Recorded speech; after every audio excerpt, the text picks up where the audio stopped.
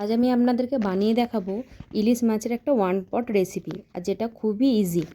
আমি এটা বানানোর জন্য কড়াইয়ে তেল নিয়ে নিয়েছি। কড়াইটা এরকম দেখাচ্ছে কারণ এই কড়াইটাতে আমি এর আগে ইলিশ মাছের ডিম ভেজেছিলাম, তাই একটু ডিমটা লেগে রয়েছে, ওটা আর ফেলে দিইনি। কড়াইটা মানে তেলটা যেহেতু ছিল সেটাতেই আমি রান্নাটা করে নিচ্ছি।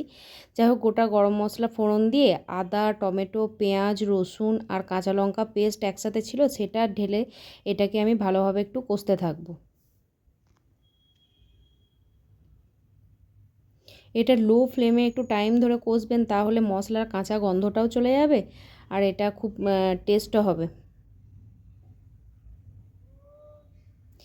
ইলিশ মাছের তো আমরা সর্ষে ইলিশ বা ইলিশ ভাপা নানান রকম খেয়েই থাকি, কিন্তু এটা আমি ট্রাই করে দেখলাম, যেটা আমার খুবই ভালো লাগলো। এরপর আমি একে একে সব মশলা দিয়ে দিয়েছি। নুন, হলুদ, লঙ্কা গুঁড়ো সমস্ত কিছু একবারে পরপর অ্যাড করে দিয়েছি। তারপরেও আমি টাইম ধরে মশলাটাকে আমি কষতে থাকবো।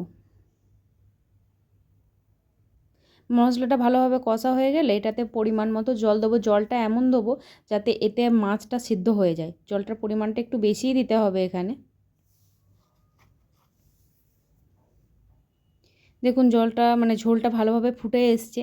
ঝোলটা ভালোভাবে যখন ফুটে আসবে 2 মিনিট ফোটানোর পর, তারপরে আমি যে কাঁচা মাছগুলো আছে সে কাঁচা মাছগুলো আমি দিয়ে দিয়েছি। এখানে আমার ফ্রিজে মানে আগেকার আনা ইলিশ মাছ ছিল, কিন্তু অল্প পরিমাণেই ছিল, সেগুলো দিয়ে আমি এটা বানিয়ে নিয়েছি। এবার এটাকে লো ফ্লেমে রেখে অনেকটা টাইম ধরে এটা ফোটাতে হবে, যাতে আবার গাঢ় চলে আসে। এর মধ্যে আমি কাঁচা লঙ্কাও অ্যাড করে দিয়েছি। আপনারা আপনাদের যেমন ঝাল খাবেন সেরকম অনুযায়ী আপনারা মানে কাঁচা লঙ্কা ঝাল বা শুকনো লঙ্কা চাইলে দিতে পারেন। দেখুন, ফুটে ফুটে অনেকটা গাঢ় হয়ে এসছে, তখন আমি এর মধ্যে ধনেপাতা দিয়ে এটাকে নামিয়ে দেবো। এটা খুবই ইজি একটা রেসিপি, আর খেতে সত্যিই বলছি খুব সুন্দর হয়েছিল। এটা ভাত দিয়ে খেতে আমার খুবই ভালো লেগেছিলো। একটা ইলিশের একটা অন্যরকম একটা রেসিপি, যেটা মানে আপনারাও ট্রাই করে দেখতে পারেন, খুবই ভালো।